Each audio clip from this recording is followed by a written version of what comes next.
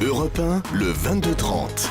L'écho du jour, Jean-Michel Duez. Bonsoir Valérie Casaban. Bonsoir. Vous êtes la présidente de la société de gestion de portefeuille Stratège Finance. Avec vous, nous allons détailler les perspectives pour cette année 2013 qui commence. Alors tout d'abord, un constat pour 2012. La Bourse de Paris a gagné plus de 15% l'an dernier. Le CAC 40 est actuellement au-dessus de 3700 points. Beaucoup d'analystes estiment qu'il va continuer à progresser tout au long de cette année 2013. Est-ce que vous faites partie de ces personnes qui sont optimistes concernant le CAC 40 ? Alors, oui et non. Ah. Dans un premier temps, c'est vrai qu'après la hausse des marchés que l'on a connue quasi ininterrompue depuis le mois d'octobre, on s'attend effectivement à ce que les marchés reprennent un petit peu leur souffle, ce qui serait un petit peu logique. On va rentrer dans une période de publication des résultats des entreprises qui vont être un petit peu moins bons que ce que l'on pourrait imaginer, puisque on considère que macroéconomiquement parlant, on a touché quand même un point bas. Donc il est possible qu'un certain nombre d'entreprises traduisent cela par des résultats un petit peu moins importants que prévu. Et puis, il va y avoir quand même un certain nombre de rendez-vous politiques, des élections en Europe, des rendez-vous également aux États-Unis que l'on attend quand même avec un petit peu d'inquiétude sur la question du déficit au premier trimestre, qui vont peut-être un petit peu ralentir les ardeurs. Une fois ces échéances passées, il est possible qu'effectivement on reprenne le chemin de la hausse. Donc plutôt dans la seconde partie de 2013.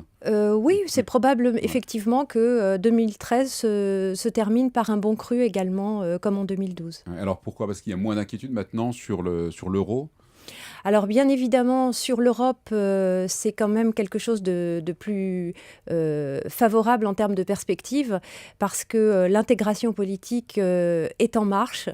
Les taux ont été quand même très très bien gérés et administrés par la Banque centrale européenne, qui a fait tout ce qu'elle pouvait pour justement permettre aux taux des pays périphériques d'avoir des niveaux tels qu'ils peuvent aujourd'hui se refinancer. Il faut savoir que la Grèce avait un taux à 10 ans encore il y a 2 mois qui approchait les 28%. On est à 10% aujourd'hui sur le taux à 10 ans. Donc on a fait vraiment un pas de géant. C'est vrai également pour l'Espagne et l'Italie. Donc tout ça crée un contexte extrêmement favorable pour tout ce qui est actifs plus risqués. Et donc retour sur les marchés financiers et retour vers les actions. Alors en clair, est-ce que vous conseillez d'investir en bourse ? Parce que le nombre d'actionnaires depuis quelques années a beaucoup baissé. Est-ce que c'est le moment finalement, malgré ce petit temps d'attente que vous prédisez, est-ce que c'est le moment de retourner en bourse ? Alors, je crois qu'effectivement, il va y avoir des fenêtres d'investissement qui vont s'ouvrir dans le cours du premier trimestre, c'est ce que je vous disais tout à l'heure, profitant d'un retour sur des niveaux peut-être plus attractifs. Je crois que les investisseurs vont pouvoir faire de bonnes affaires au cours des semaines à venir. Dans quel secteur ? J'imagine que tous ne sont pas logés à la même enseigne. Alors, c'est vrai. Néanmoins, si on regarde aujourd'hui ce qui s'est passé sur les dernières semaines, on voit qu'il y a eu des rattrapages très importants sur des secteurs extrêmement massacrés, sur lesquels on a une visibilité un petit peu meilleure. C'est le cas des bancaires, bien évidemment, qui ont fait déjà un beau parcours, mais qui ont encore du rattrapage parce qu'on vient à nouveau d'avoir des bonnes nouvelles, c'est-à-dire un assouplissement de la réglementation, notamment de Bâle III, qui va être un petit peu plus étalé dans le temps et qui va permettre finalement aux banques d'amoindrir la rigidité, si vous voulez, de ces règles qu'on devait leur imposer en termes de fonds propres. Donc tout ça va être plutôt pris de manière positive par les investisseurs, donc ils continuent à s'intéresser à ces secteurs. Ça va être le cas pour des secteurs qui ont été vraiment massacrés ces derniers mois. On voit aujourd'hui le secteur des équipementiers automobiles qui commence à retrouver un petit peu d'intérêt en bourse. Il va y avoir des rattrapages, ça c'est assez évident. Investir en bourse, est-ce que c'est faire un pari sur l'économie, sur la bonne tenue de l'économie à court ou à moyen terme ?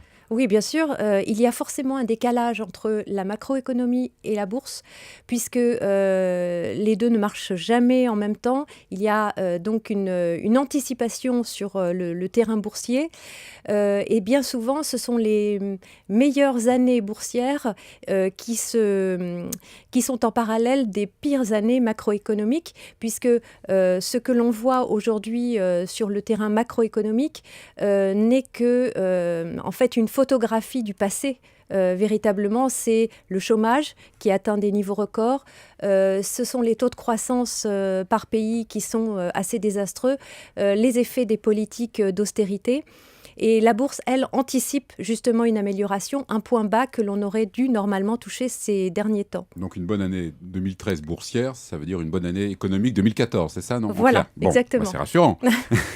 Alors le gouvernement, par ailleurs, a une nouvelle fois relevé le plafond du livret A. C'est effectif depuis le 1er janvier dernier. Il y avait eu un précédent relèvement en octobre, on s'en souvient. Il y avait à l'époque une collecte record, c'était plus de 20 milliards d'euros. Est-ce qu'à votre avis, on peut s'attendre à des sommes au moins égales, sinon supérieures, puisque le relèvement est plus important? Alors, je crois que ça s'inscrivait dans un cadre un petit peu différent de celui dans lequel on est maintenant. Il y avait un stress boursier extrême, un stress sur la monnaie également, puisqu'on se rappelle, il y a encore 6 mois de cela, on pensait franchement que l'explosion de l'euro était quelque chose d'envisageable. Je pense que les choses sont en train de bouger, et c'est vrai qu'au taux actuel de 2,25% annuel de rémunération sur le livret A, un investisseur avisé peut quand même espérer obtenir de meilleures rentabilités en allant chercher un petit peu plus de risques. La bourse, l'assurance vie. Bien sûr, aujourd'hui, c'est vrai que si l'on regarde le niveau des rendements des actions, on obtient des taux intéressants. Sur les actions en elles-mêmes, on a une espérance de gain en plus-value qui, elle aussi, est assez confortable. Les obligations, donc le crédit, offre aussi des perspectives parce que les entreprises ont fait un énorme travail d'assainissement des bilans. Donc, offre une sécurité, elle aussi, qui est quand même intéressante.